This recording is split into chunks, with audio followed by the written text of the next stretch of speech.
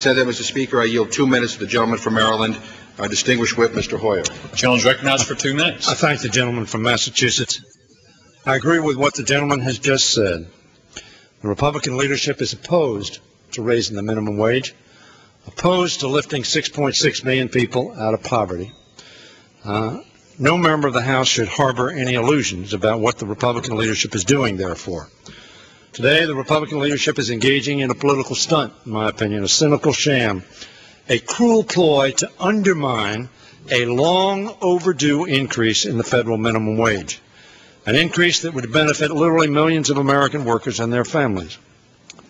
Democrats have continually fought for a clean up or down vote on increasing the minimum wage from $5.15 to $7.25 per hour over 2 years.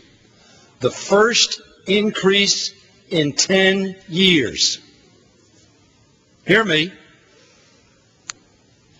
Groceries have not been frozen in price. Gasoline hasn't been frozen in price. Rents haven't been frozen in price. But wages of minimum wage workers have been frozen for 10 years. And we continue to fight today about this. The fact is, I believe a majority of the members of this body support an increase in the minimum wage, even if the Speaker, the Majority Leader, and the majority of the House Republicans do not. But the will of the House will be thwarted today if this rule passes. On June 12th, the Appropriations Committee adopted on a bipartisan vote an amendment to the Labor, Health, and Human Services and Education Appropriation Bill that would increase the minimum wage by $2.10 per hour over 2 years. That bill has been languishing unconsidered for the last 2 months. In response, the Republican leadership has refused to bring that appropriation bill up for a vote. And may I have one additional minute? So 1 minute. I thank the gentleman.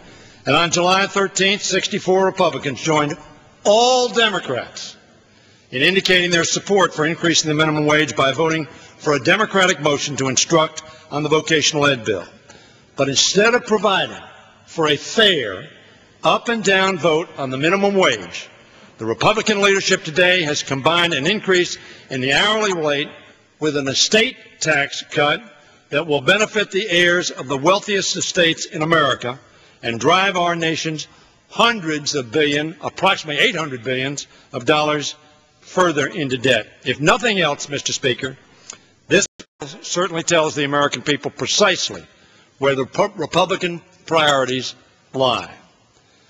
Their priorities lie with Paris Hilton and other heirs of the super wealthy, not the hard-working Americans who work 40 hours a week, earning the minimum wage, and are living in poverty in the richest nation on the face of the earth. Do you have 30 additional seconds? 30 seconds. Thank you.